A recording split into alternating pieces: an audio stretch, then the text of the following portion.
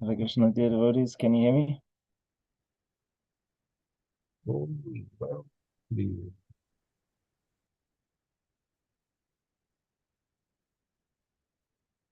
Sorry, I didn't get that. Am I audible?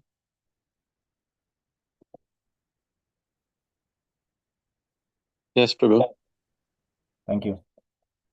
Jaya Radha Madhava Kunja Bihari Radha Madhava Kunja Bihari Gopijana Vallabha Girivaradhari Gopijana Vallabha Girivardhari Yashoda Nandana Brajajana Ranjana Yashoda Nandana Brajajana Ranjana Yamuna Tiravanachari Yamuna Tiravanachari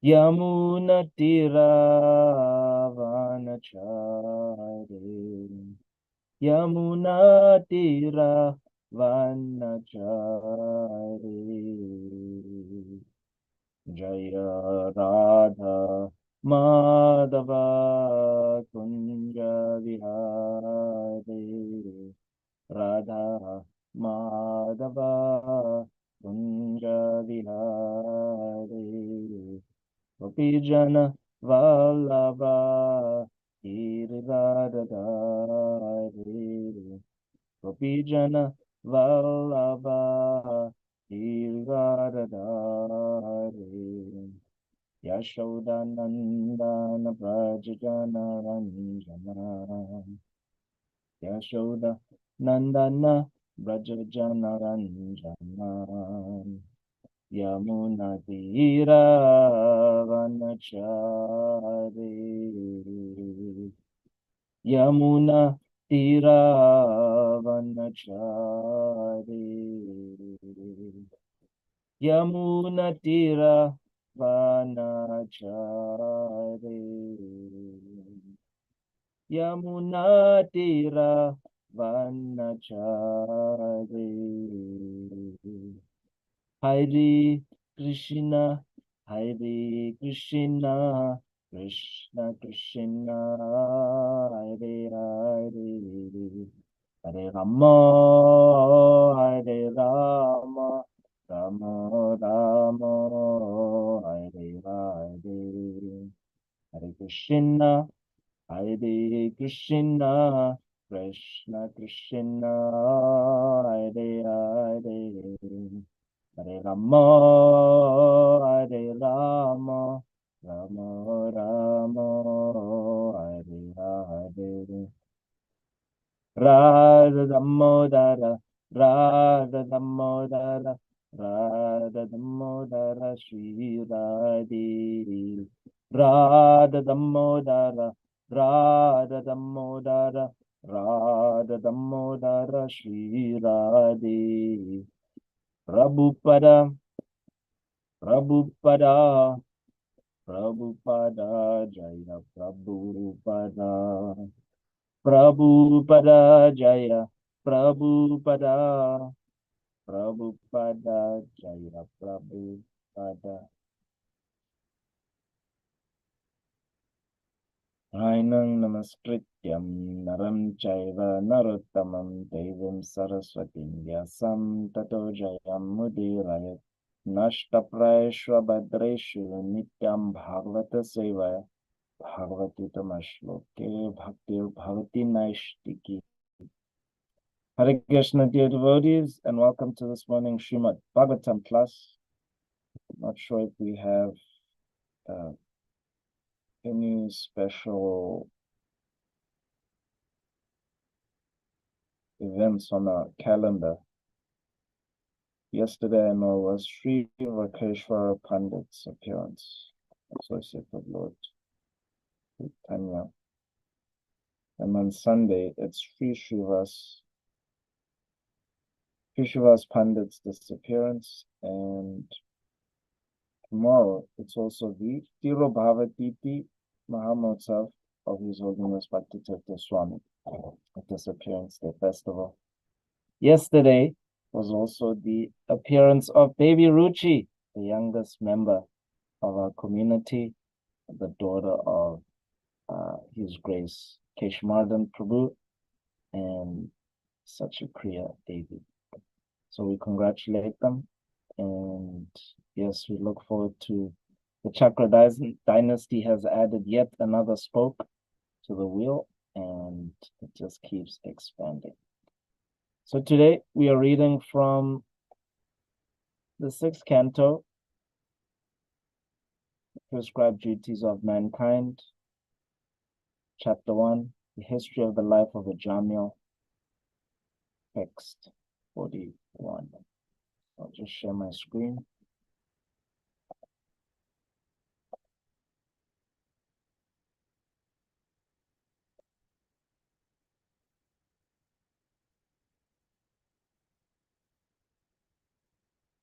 Yena swadhamnyami bhava raja sattva tamomayaha gunanama kriya rupai vibhavyante yata tatam. Yena swadhamnyami bhava raja sattva tamomayaha gunanama kriya rupai vibhavyante yata tatam. Yena swadhamnyami bhava raja sattva tamomayaha gunanama kriya rupai vibhavyante yata tatam. Would anyone like to try? Would you like to try, Alina? Yami bhava raja sattva tamomayaha gunanama kriya rupair vibhavyante yata tatam. Thank you, JV Janavatsala. Would you like to try, Alina? Our guest from California. Sure. Thank you. Yena svadhamni ami bhavam rajasattva tamomaya gunanama kriya rupair vibhavyante yatha tatham. Right, thank you. Yena, by whom? Narayana. Swadhamni, although in his own place, spiritual world. Ami, all these. Bhavaha, manifestations. Raja, Sattva, Tama, Mayaha, created by the 3 modes of material nature. Passion, goodness, and ignorance. Guna, qualities. Nama, names. Kriya, activities. Rupahi, and of forms. Vibhavyante, are variously manifested. Yata tatam, exactly to the right point. Translation. The supreme cause of all causes, Narayana, situated in his own abode, in the spiritual world. But nevertheless, he controls the entire cosmic manifestation, according to the 3 modes of material nature. Sattva-guna, Rajaguna, and Tamaguna. In this way, all living entities are awarded different qualities, different names, such as Brahmana, Kshatriya, and Vaishya, different duties according to the Varnashrama institution, and different forms. Thus, Narayana is the cause of the entire cosmic manifestation. Purport by Srila Prabhupada. Srila Prabhupada Ki Jai. The Vedas inform us. Natasya karyam karanam cha vidyate, natat samascha vyadikas cha drishyate, parasya shaktir vividai vishriyate, swabhavika jnana balakriya cha. Sutashvatara Upanishad 6:8. Narayan, the Supreme Personality of God, it is almighty, omnipotent. He has multifarious energies, and therefore he is able to remain in his own abode and without endeavor supervise and manipulate the entire cosmic manifestation through the interaction of the 3 modes of material nature: Sattva-guna, Rajaguna, and Tamaguna. These interactions create different forms, bodies, activities, and changes, which all occur perfectly. Because the Lord is perfect, everything works as if he were directly supervising and taking part in it. Atheistic men, however, being covered by the three modes of material nature, cannot see Narayan to be the supreme cause behind all activities. As Krishna says in Bhagavad Gita 7:13, Trivirgunamair bhavair ebi sarvamidam jagat mohitam nabijanati mamebhya param avyayam. Quote, deluded by the three modes, the whole world does not know me, who am above the modes and inexhaustible. Unquote. Because unintelligent agnostics are mohita, illusioned by the three modes of material nature, they cannot understand that Narayana, Krishna, is the supreme cause of all activities. As stated in Brahma Samhita 5:1, Ishvara Parama Krishna Sachi Nandana Vigraha Nadir Adir Govinda Sarva Karuna Karanam. Krishna, who is known as Govinda, is the supreme controller. He has an eternal, blissful spiritual body. He is the origin of all, and he has no other origin, for he is the prime cause of all causes. Om Jnana Timirandasya Gyananjana Shlakaya Chakshur Unmilitam Yena Tasmai Shri Gurave Namaha.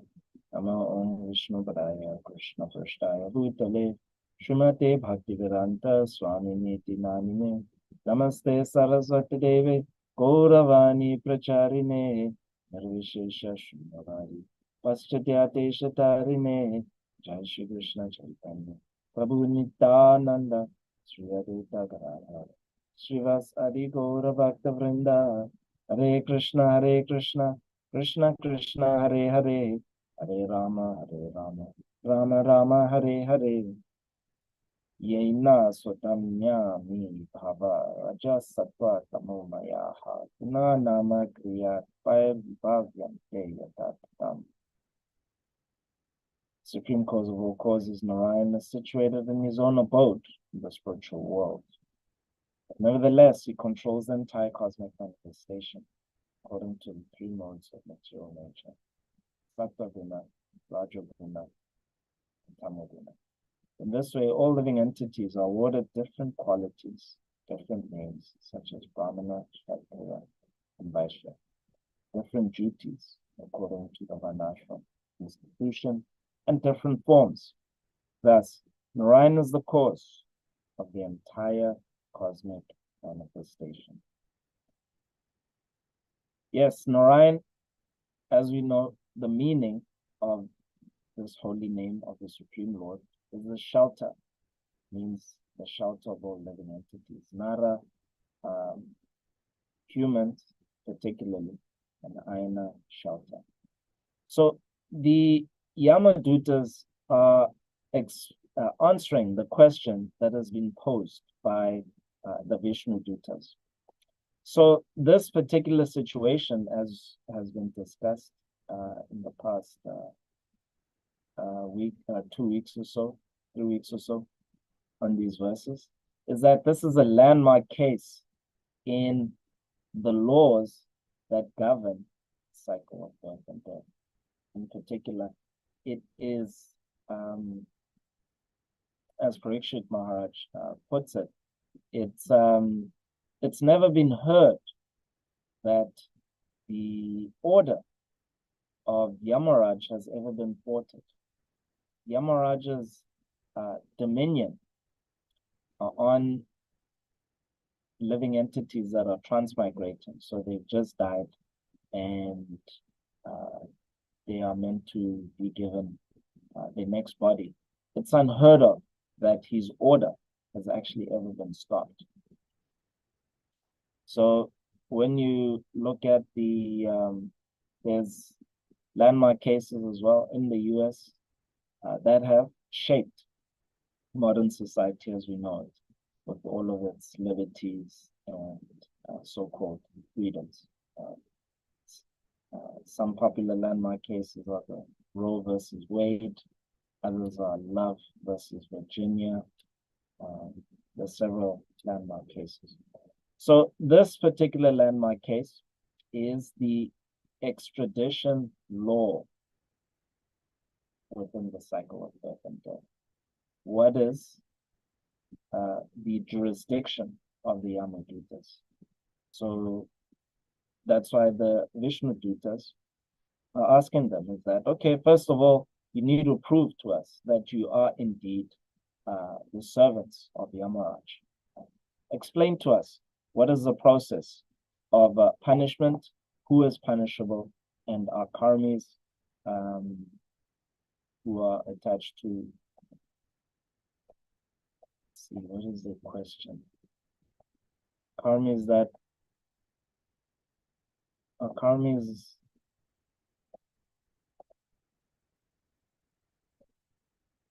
Karmis that are attached to fruitive activities also punishable.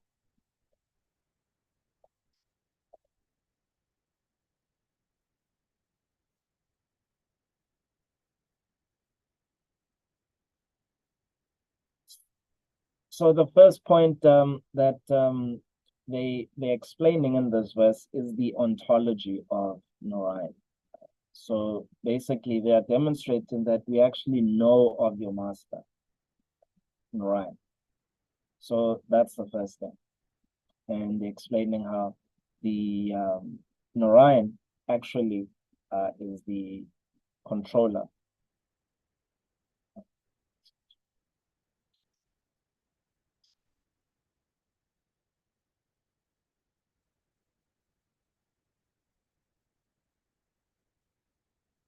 And they're explaining that Narayan, even though he's situated in his own abode, he's actually controlling everything through the modes of material nature. And it's by the interactions of these three modes of material nature that produces different varieties of life in the universe. And because of these interactions of the three modes, then actually everybody becomes punishable because these modes produce three tier states of consciousness or three varieties of life, as they explain later on. Peaceful, restless, or foolish, happy, unhappy, or in between, religious, irreligious, and semi-religious. And as Krishna explains in the Bhagavad Gita, there is a constant competition between the three modes. So sometimes goodness dominates, but then at other times passion will dominate, and then at other times ignorance dominates. So everyone, at least, yeah, when you reach 30 years old, for men in particular, their brains are fully formed at this age. And when you look at your life, you can actually see this competition. Sometimes you have good streaks where everything is just flowing very nicely. You're executing your duties very nicely. You're going to school, you're waking up on time. When you've taken up the practice of devotional service, you're chanting in the morning, you're exercising, etc. You're eating in a very controlled way. In other words, you're not being pushed by this compulsive overconsumption. Everything is nicely and regulated. And then at other times, yes, you tend to overdo it in terms of eating, sleeping, and defending. So everybody has experienced this competition. And so because of this competition, this is what the Yamadutas explain, is that everybody is in fact punishable. So we are not doing anything wrong by extraditing the soul of a Jamya from this planet back to the abode of Yamaraj.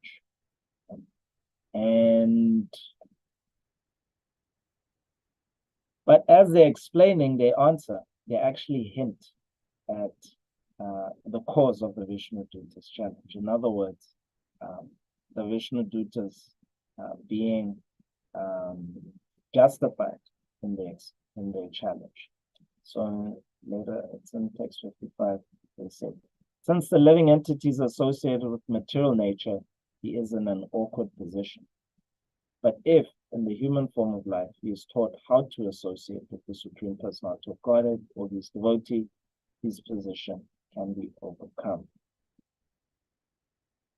So they've hinted at this, but they actually don't know that a Jamya has indeed associated with Narayana. How did he do that? By chanting Hare Krishna, Krishna Krishna, Hare Hare, Hare Rama, Rama Rama, Hare Hare. And not just chanting for musical performance or for entertainment. He chanted in complete anxiety. And so because he chanted in complete anxiety, he chanted without offense. So he chanted purely because he chanted in complete anxiety. And therefore, he actually associated with Narayana. And so as a result of this association, he was actually completely purified. But the Yamadutas couldn't see this. They couldn't see this. And so that's why at the end of this chapter, they tell the Vishnu Dutas that after we've explained the cycle of birth and death, how everybody is actually punishable, the process of punishment, and how karmis who are attached to fruitive activities, that they are punishable, just as this Ajamya was attached to fruitive activities in the mode of ignorance due to associating with a prostitute, having children with her, etc. He didn't undergo atonement. So he actually didn't undergo a process of atonement. So yes, in the beginning, we accept that he was a Brahmin and he was following nicely the regulative principles. He had a nice, good-looking wife, and they were performing religious activities. Yes, he was, in other words, governed by Sattva Guna, the modes. In the end, in the interim and in the end, he was governed by passion and ignorance. And so, because this is the process of punishment, he was indeed punishable from the very beginning, whether he was a Brahmin, if he had become, but in the end, he degraded himself to that of a Shudra because he was living with the Shudrani. So he was governed by ignorance. And so he lived the life of sin. And so as a result of that, he had a lot of sin.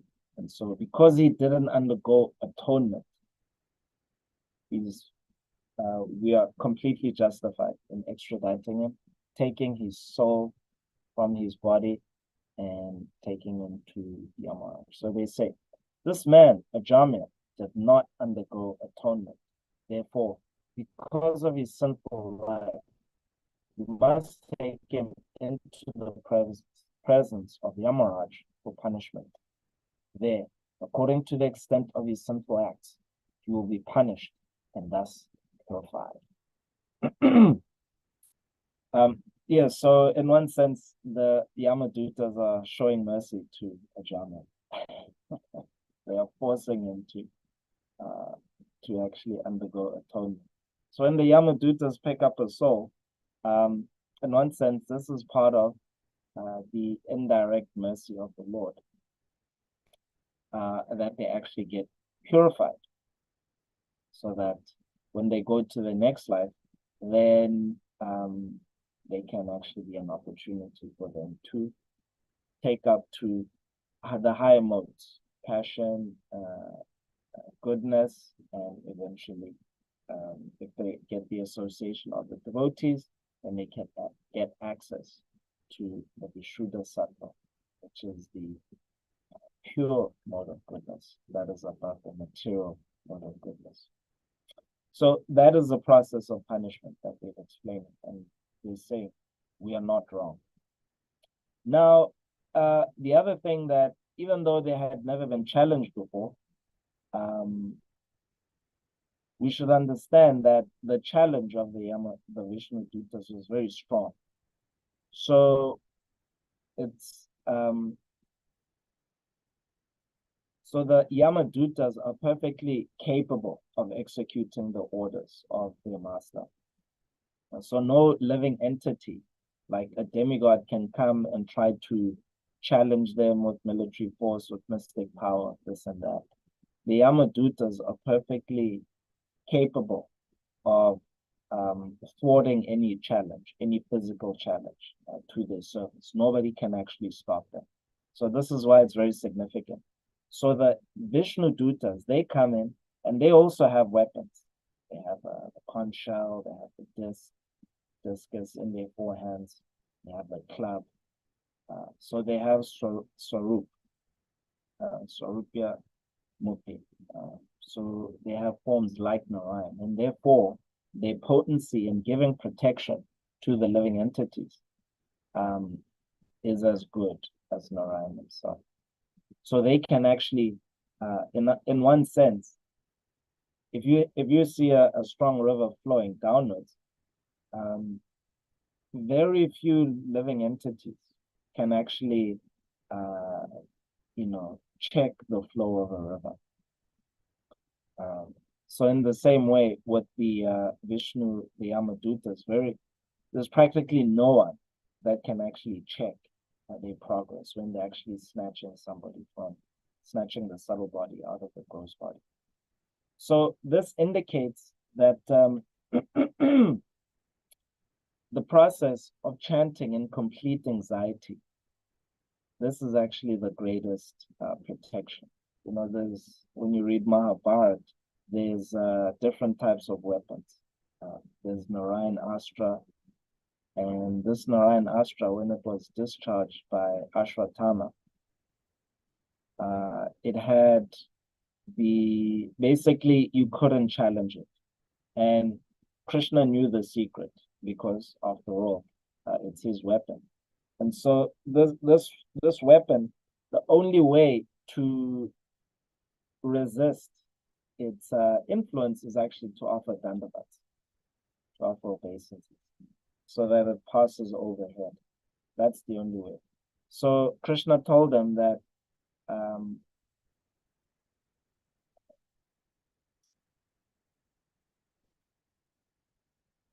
so the Pandavas, they were conditioned through the Kshatriya Bhava, the spirit. You should never back down from a challenge. Especially Bhima. Bhima was very strong, had the strength of 10,000 elephants. He was like killing the sons of Dhritarashtra single-handedly, left, right, and center. He was extremely strong. So the conditioning was that I'm a Kshatriya, but I'm also a Maharati. I'm a very powerful warrior who can fight with tens of thousands of warriors at the same time. So who can check me? There's no weapon that can actually check me. And so when Ashwatthama discharged this weapon,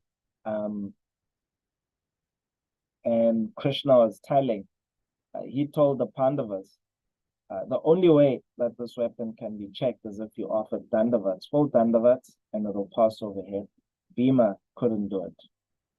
Yeah, and so basically what the weapon then does is that because of his ego of being a Kshatriya, then the force of the Astra was concentrating itself on his body. And so he was trying to fight through it, but he couldn't. And Krishna had to physically tell him, the weapon is just going to get more and more intense until you completely destroy it. So just bring yourself down and just come down and just offer dandavats like everybody else. Your brother is here, Yudhishthira, your elder brother, is offering dandavats, everybody else. So they did that, and then it passed overhead. And Ashwatthama was completely surprised, the Kauravas, because this weapon, if it was just discharged without Krishna on the battlefield, it surely would have killed everybody, because nobody actually knew the secret of how to actually challenge this weapon. But because Krishna was there, this weapon didn't have effect. So he told all the warriors on the Pandavas, they followed the example, just offer obeisances, and the weapon wasn't destroyed. I mean, the weapon didn't annihilate the forces of the Pandavas. Yeah. So yeah, so this is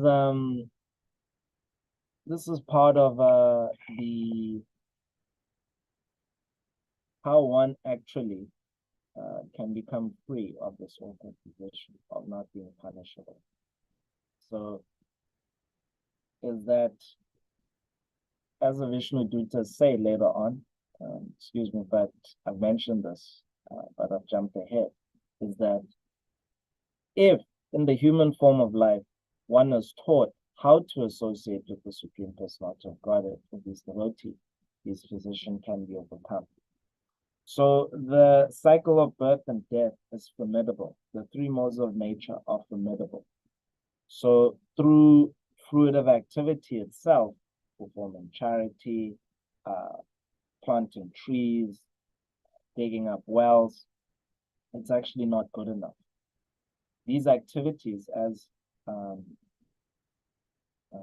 Shukadev Goswami explains, because they are fruitive in nature, they too produce material desire. So they can never uproot the cause of material desire. Because in order to actually become free of the cycle of birth and death, to never see, to go to the hellish planets, this process of prayaschita, cleansing yourself, and then using another activity to counteract it, that activity is compared to dust. And he explains it in the example of an elephant. He bathes in the river and then he throws dust back on. So when you actually use these different so-called good acts for society, giving in charity, planting trees, digging up wells, this is dust. So the material mode of goodness is like dust. So in the same way, when you actually approach Krishna with mixed motivations, the approach, there's nothing wrong with it. But once you have been taught how to associate with the Supreme Lord, if you persist in your quote-unquote dusty behavior, then it's actually not good. Yeah. So it may seem like there's nothing wrong with actually executing devotional service mixed with the mode of goodness at best. And then, of course, mixed with the lower modes of passion and ignorance, yes, that can be socially taboo. But, you can stay in the association of devotees and justify it, being defensive, maybe being a little critical, maybe, stonewalling some devotees, or maybe having some kind of slight contempt. We can just justify it and say, oh, well, that's just part of the friction within devotional service. This person, we can create different narratives about different devotees, and we can have a separatist mentality towards how we treat them.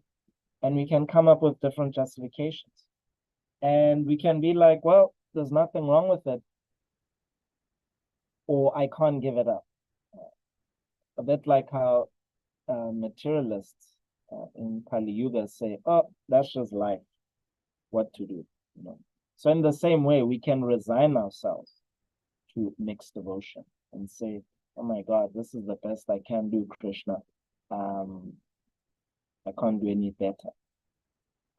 This resignation is it's counterproductive to your objective. So the point to understand here in the explanation, in the answer of the Yamadutas, answer to the question of the Vishnu Dutas, is when you're actually rendering mixed devotion, you should know that you're actually implicating yourself in the process of punishment. and you're running the risk of not chanting in complete anxiety at the time of death.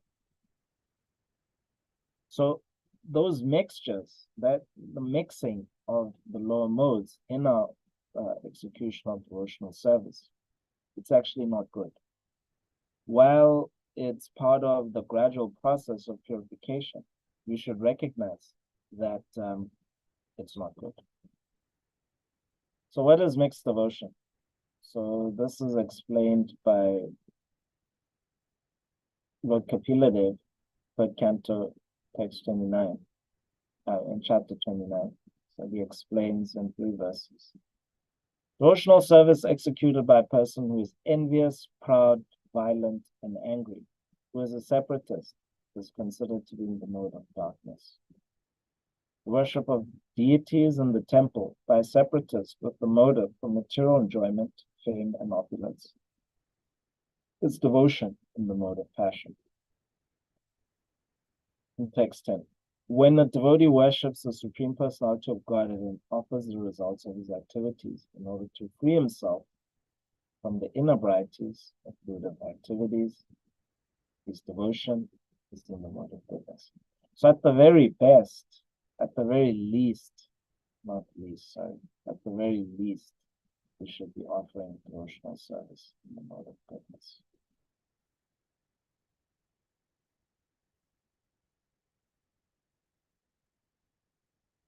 So we should understand the characteristics of the devotional service in the various modes, and we should aspire for the very basic minimum. But then where you actually get the motor running in terms of elevating yourself further is understand where you're at in the advancement of devotional service. And most devotees, for the most part, are in anartha nivritti. Now there's a book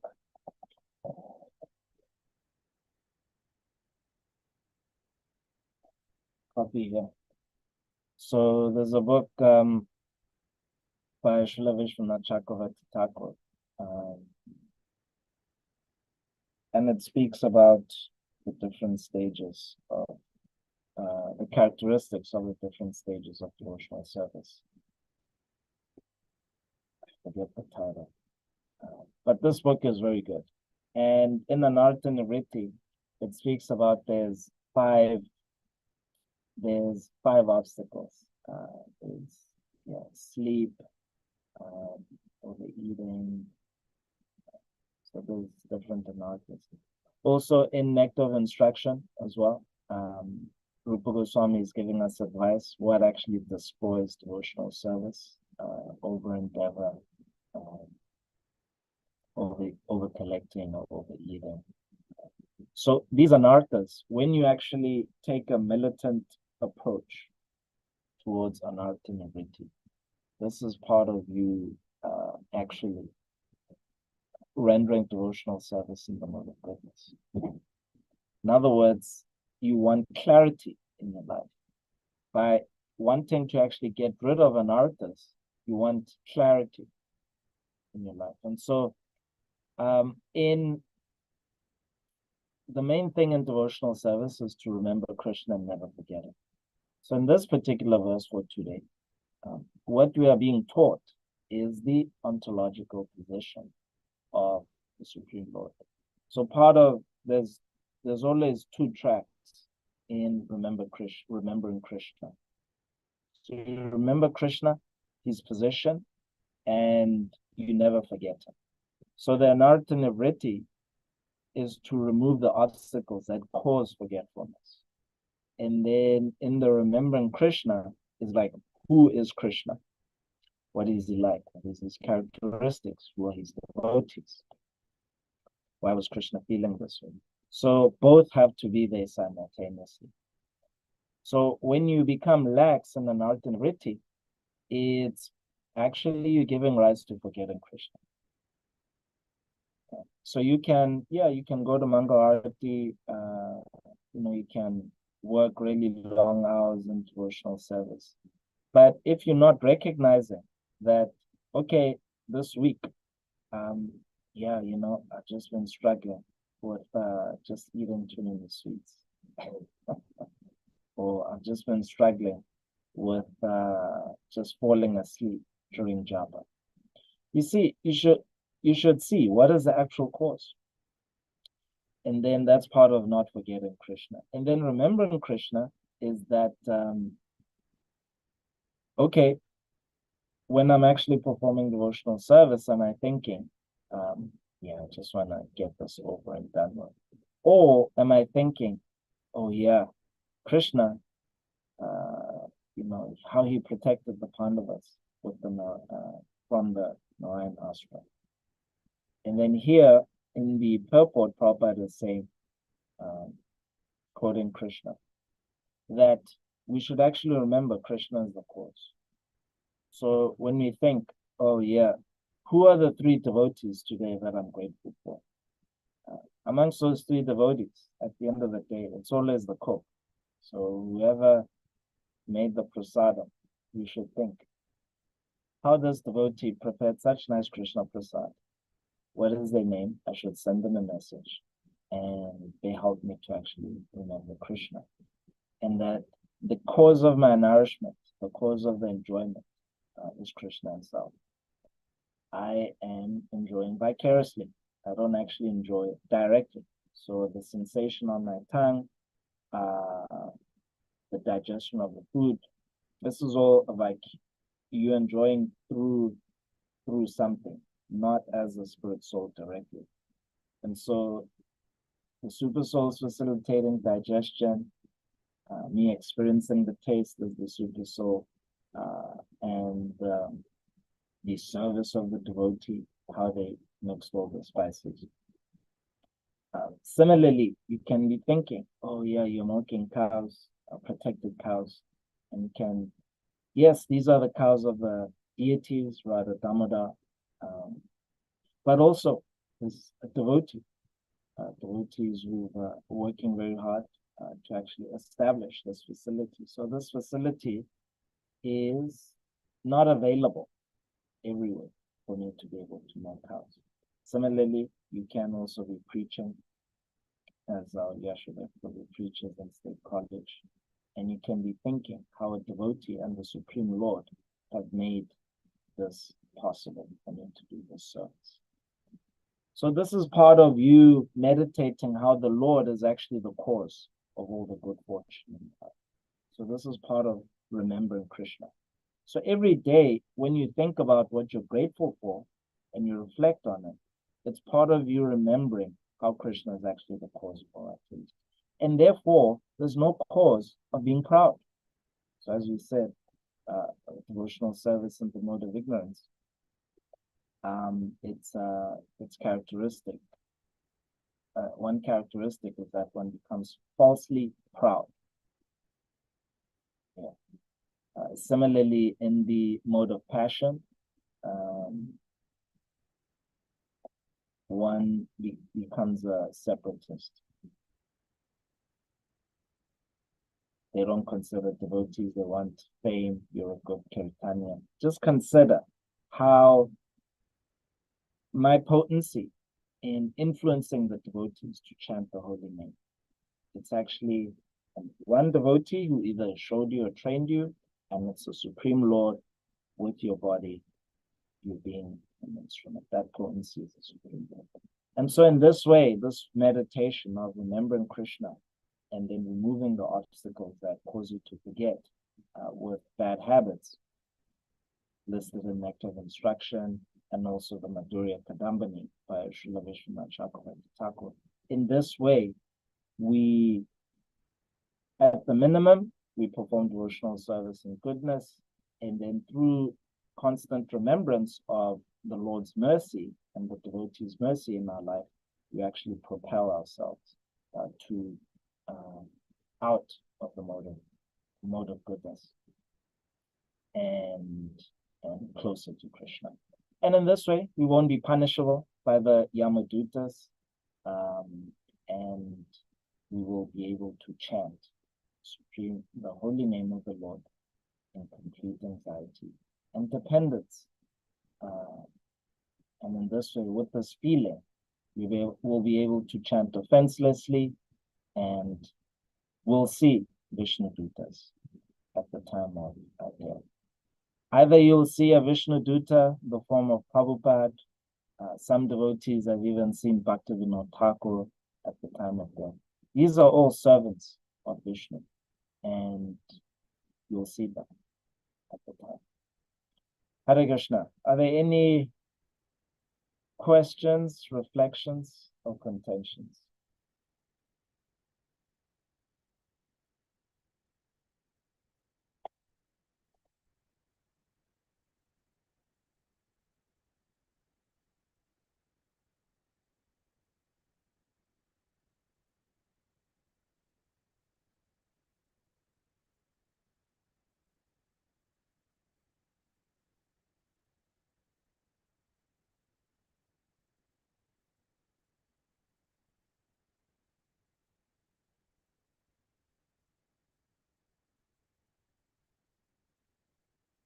So all of you are convinced that devotional service in the three modes, it's not good.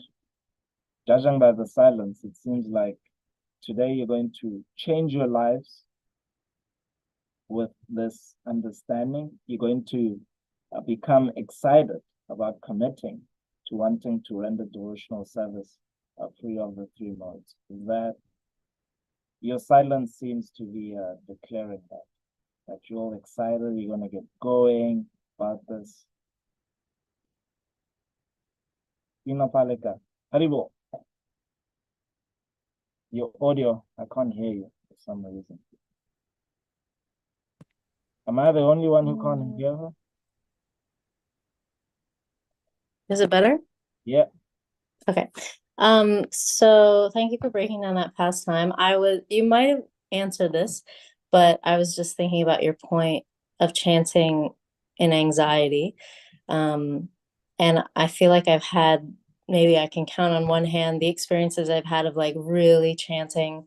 I mean, usually it's in like a very calamitous event. It's always in a very calamitous event of chanting with that anxiety, and the results, like Krishna's reciprocation, is amazing.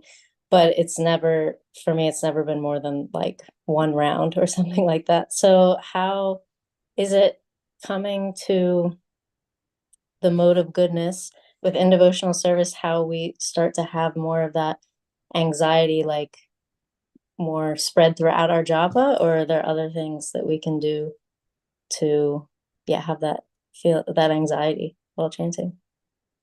Yeah, well, as like feelings and emotions, they're not mechanical. They just come like spontaneously and naturally and organically. But we do put ourselves in a situation where those feelings will arise. And as you know, you're an esteemed cook. You prepare such nice prasadam, and the anxiety of putting out a meal on time. So there's your determination, and there's like so many things that you want to do, and then there's the time, and it's like guaranteed you will be in anxiety. You know this, guaranteed. So it's just heightened emotion. So devotional service, by depending more on Krishna, guaranteed you'll be in a state of heightened emotion. Because when you're trying to put this meal out, you're trying to do it for the devotees, somebody's gluten-free, but yesterday, maybe they just had rice, you can't cook rice, and then there's missing boga, and then you have to go to another building to get boga. It's like, it's guaranteed, it always happens. And that heightened state, we shouldn't resist it in devotional service. Of course, we can be better organized, but this heightened state of emotion, it's with all services, whether you're preaching, distributing books, or running a preaching center like Yashoda Prabhu, or you're milking cows. That heightened state of emotion is always there. So the main thing is that if all aspects of our life, occupational lives, if we depend on Krishna, definitely Krishna will create that situation where you'll be in a heightened state of emotion, And that heightened state of emotion, if you can't do it during your japa, certainly when you're preparing lunch for 3 hours, you're in a heightened state of emotion. So yes, okay, I might not be able to do it right now, chanting for 2 hours, but certainly when I do my service, I will be. So that's part of the Lord helping you to extend your threshold, so to speak, for heightened emotion. And, as you get more and more advanced, the heightened emotion, it's not just for 3 hours. It's like the whole day. And then when you have kids like Keshamardan Prabhu, it'll be like 2 years until like the baby is like, grown, and Yashodev Prabhu can tell us more. And it's just like the period of heightened emotion is just extended. So from on a week basis to a monthly basis, like that. And then you get some respite, now and again on your day off. Maybe you go on vacation, and it's all nice and it's like a festival. But then as your threshold for heightened emotion increases, this is as you're chanting, automatically you'll be able to emulate that feeling while you're chanting. For longer periods of time. And when you look at, the story of the Pandavas, their history, this is what Queen Kunti tells Krishna.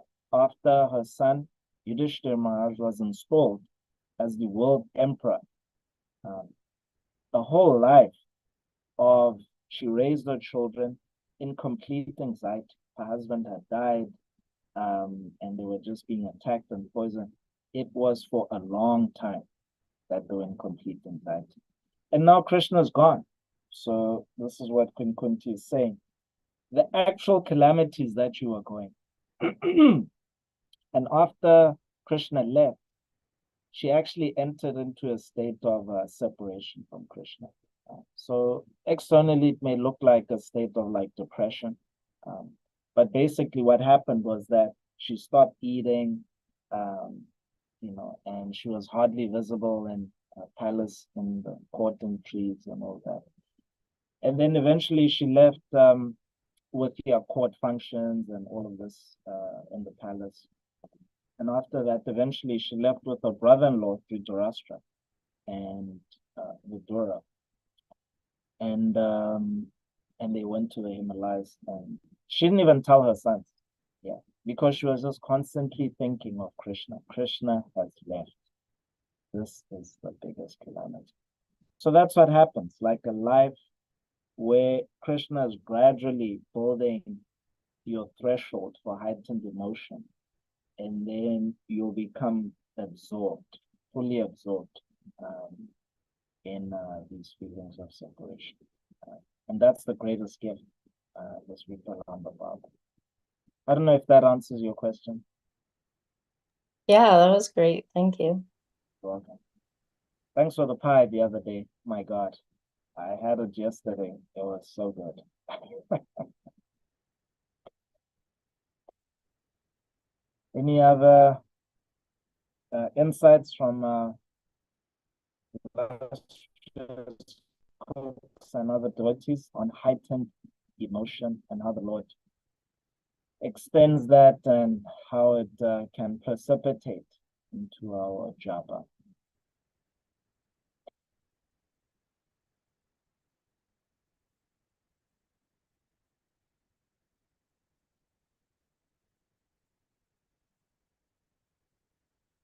Hare Krishna Prabhu. Hare Krishna Prabhu. Thank you so much for the class. That's I had a slight remembrance of a beggar entry from my Guru Maharaj. I think it was beggar 4, I'm not sure, but which is die before dying. And there was a statement in there about being traumatized by the Lord's mercy. So that kind of fits with what you're saying about heightened emotions. Hare Krishna. Thank you, Prabhu. Hare Krishna.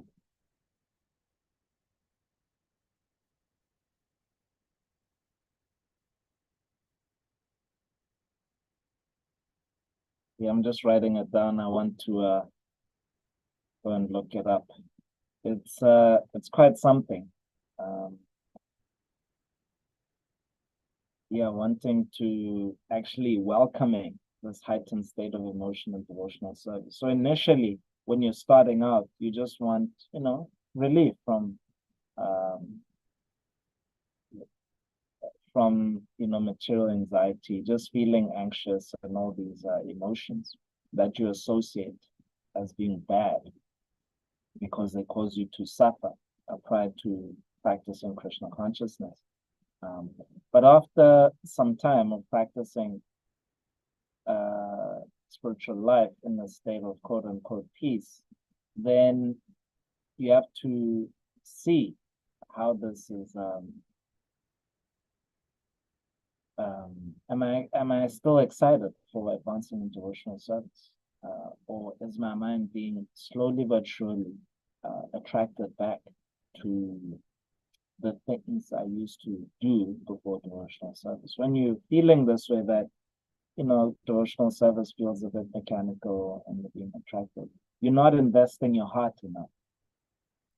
So when you invest your heart and depend more on Krishna, then this heightened state of emotion comes, and you seek out those opportunities for doing service where it's transformative. So I must say, for me personally, I do the service to cook. I don't consider myself a very organized and altogether cook. It's just like so chaotic. And it's the same thing. I get so frustrated. It's the same frustrations. But I have to say that even though it's part of it is frustrating that I'm experiencing the same frustrations while cooking, but it's always a transformative service, always. So I always feel like, yeah, I'm actually have taken a step closer to Krishna. So we should welcome a service that challenges us, that causes us to grow. Of course, with every iteration, we should try to do it better, but we should welcome these opportunities. Yashoda Prabhu is saying it's so beneficial to have Krishna anxiety. Ananyas chintayanto mam. Yes, it is a great benediction. And yes,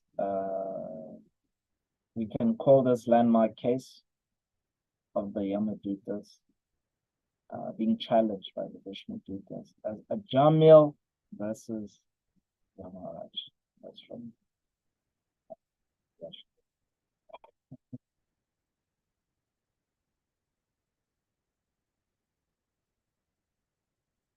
Any other thoughts?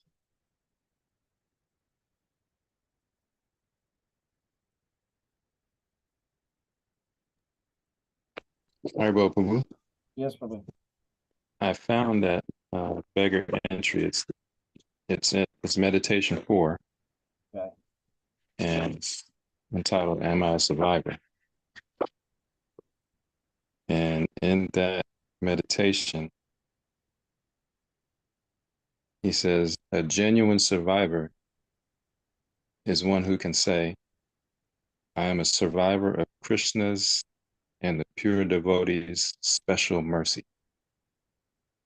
Just as violence can descend on one through all types of inauspicious attacks, just as cancer is attacking millions of people, just as all kinds of traumatic experiences can affect people throughout their lives, just as people come together in survivor and support groups, we must develop the consciousness of pleading for our material consciousness to be attacked and traumatized by the experience of Bhava and Krishna Prema."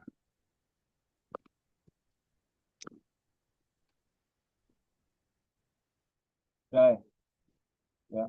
Your Guru Maharaj has a excellent way of basically describing the situation is that the use of the word trauma yes, this is something unwanted, and as we know with in the Nectar of Devotion, that even that which we don't want to do, we should do if it's favorable for devotional service. And here, Maharaj is explaining eloquently that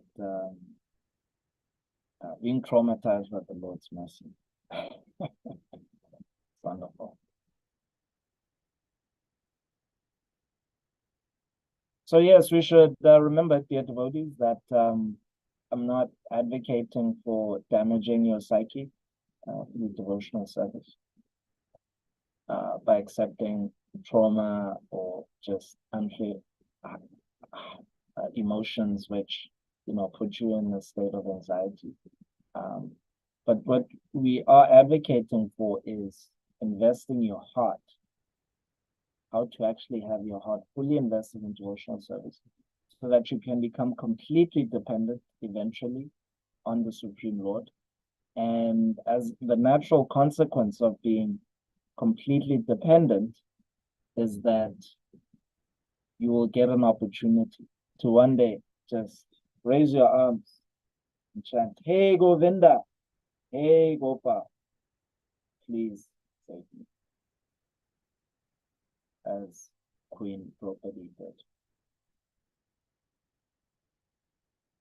Okay, on that note, I'd like to conclude this class. Thank you all for attending, and I wish you a day of chanting, dancing, and serving in a state of heightened emotion towards Sri Sri Radha Damodar. Hare Krishna.